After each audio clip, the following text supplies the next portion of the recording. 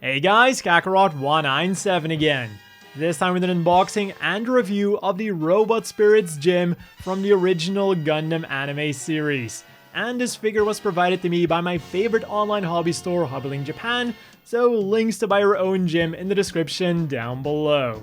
And the first thing that I definitely noticed when I got this thing is that the little gym inside looks, well, appeals to me way more than I was expecting him to appeal to me when I was just looking at the promotional images. So even looking at him now, I'm actually pretty excited about opening this thing up. And then the second thing that I noticed is, even though that the gym is only supposed to come with one beam saber, it does come with two of them. So I wonder if it's going to be the same way as the Master Grades, where you can also equip him with two beam sabers. That would be really cool. And what you might also think is really cool is this image of the gym in full action. It's hiding behind his shield, he's shooting at stuff, but when we turn to the back, you'll soon find out what he's actually shooting at. The Big Zam. That gym lived for about one more second after that shot was taken. Although, gotta say, he was doing a very valiant effort, like shooting at the Big Zam and all, trying to hide behind his shield. He was doing way more than your average grunt would. And this figure also goes above and beyond. Really nice upwards movement, we've got some really cool torso movement, and that armor separation on the legs also looks really interesting. And then on this side we get a quick overview of everything that's included with this thing. And for a machine as simple as the gym, this sure is a lot. So let's get on with the unboxing so that we can experience this thing in its full glory.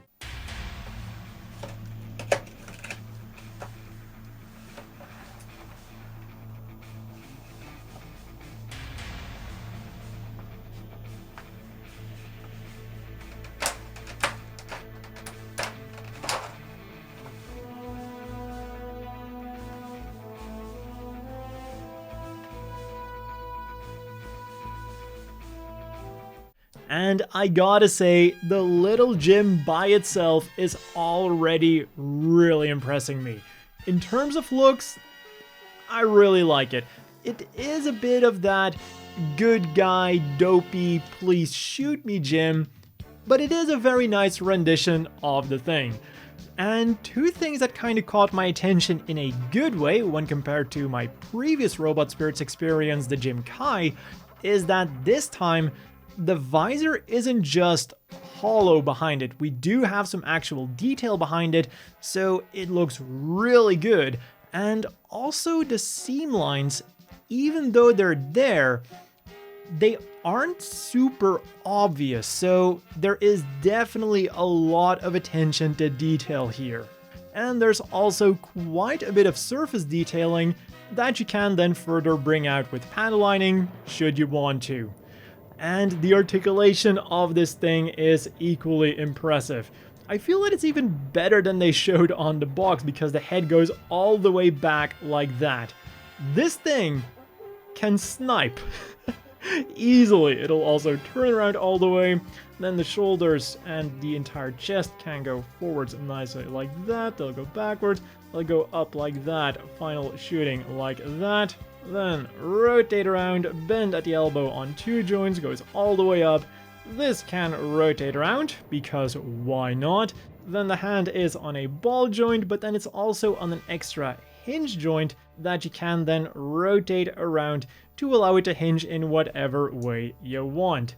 Then we've got some nice forwards and backwards movement in the waist, some side-to-side movement, some rotation that can go all the way if you're careful. Then on the backpack, there's nothing there that moves, but we do get holes for those thrust effect bars that we'll get to in a second. Then in terms of the gym's infamous front skirt, I do really like the interpretation here. Goes up all the way like that, then allowing the legs to go forwards nicely like so, and then there's an extra swivel joint in there that allows the legs to go upwards even further. That is pretty impressive. Then the back skirt doesn't move, but we still get some reasonable backwards movement once we use that swivel joint again. Outwards movement then is again no problem whatsoever, although you gotta be careful with the front skirt because apparently moving the leg sideways turns the front skirt into a projectile. Regardless of that, the legs will of course also rotate around, bend at the knee on 2 joints, and we also have some nice armor separation going on there, and then the feet will go forwards and backwards on a ball joint and hinge combo. They'll go side to side very far, rotate around all the way. They've got, of course, ankle armor movement, and they also have a toe joint. And if the gym by itself wasn't impressive enough already, let's go and have a look at the accessories that he comes with. Starting off with the 2 accessories that go onto the gym, the beam sabers. And this is something that I didn't expect. I thought there were going to be 2 of the same beam sabers, but it turns out it's actually a short one, which I feel is more accurate, and then a longer one, which will probably look pretty good in certain action poses with like foreshortening and whatnot. So we'll mount this one onto our little gym, and then we can use this one with either the regular beam saber blade effect part or the very nice slashing beam saber blade effect part. All that's left to do then is to slide it into the hand, and voila, we've got a really nice looking gym. Then moving on to the ranged weaponry, of course, no standard gym without the standard beam spray gun, and you know, for being a very standard weapon that doesn't really have a lot going for it, they did give us an extra beam effect part to kinda spice up our little beam spray gun. Then you simply choose one of the 2 pairs of trigger finger hands and you go shooting. Then for the heavier firepower, we get the Hyper Bazooka, which does have a few moving parts. We have this thing at the back that moves, and of course the handle also moves. Then we again grab one of the 4 included trigger finger hands and we hook it up to our gym for some blasting action.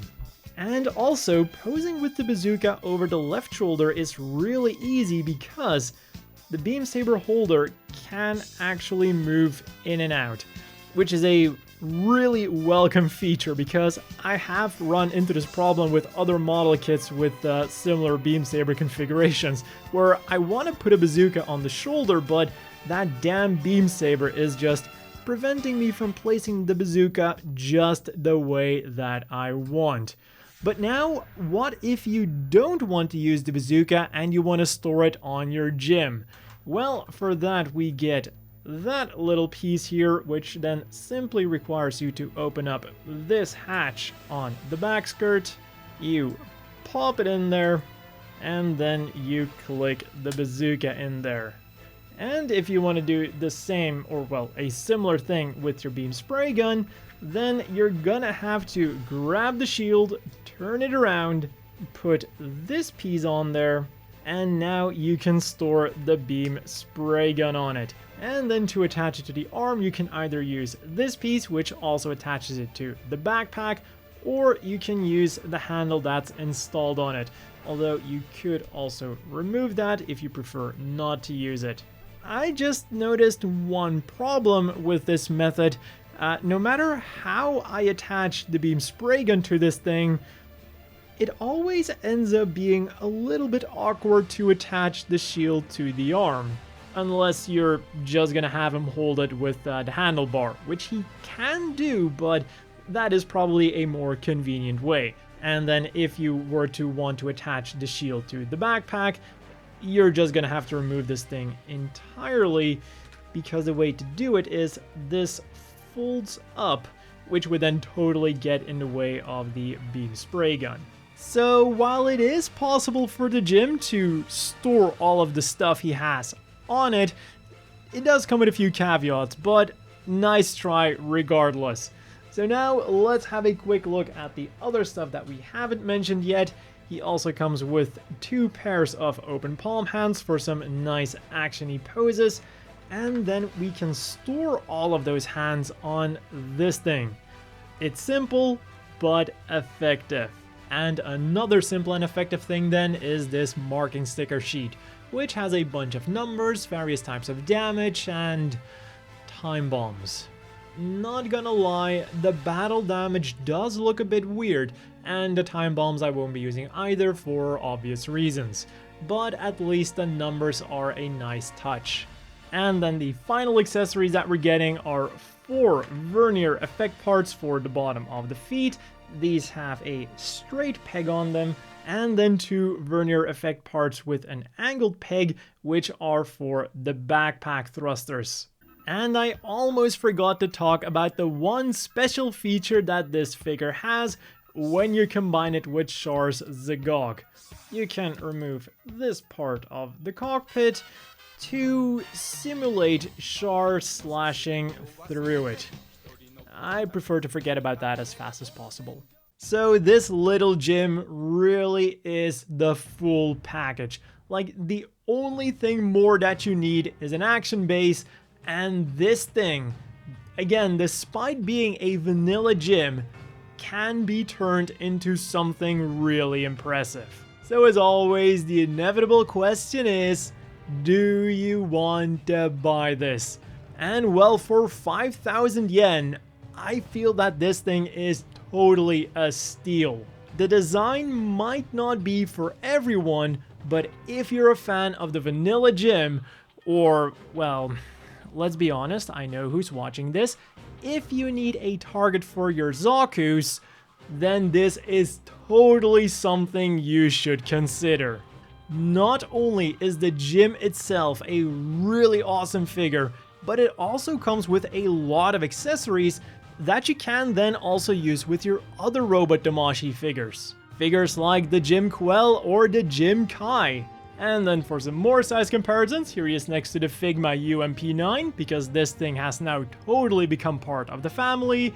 And then finally, here it is next to the standard sized Jim Custom and the always bulky Zaku 3. The Robot Damashii, or like Robot Spirits figures, might be non-scale action figures, but as you can see, it is basically 1/144th scale. And that has been all for this review of this very impressive, unimpressive action figure. Again, if you want your own, links down below. And as always, a big thank you to the Patreon supporters. I hope everyone watching has a great day, and I'll see you all next time.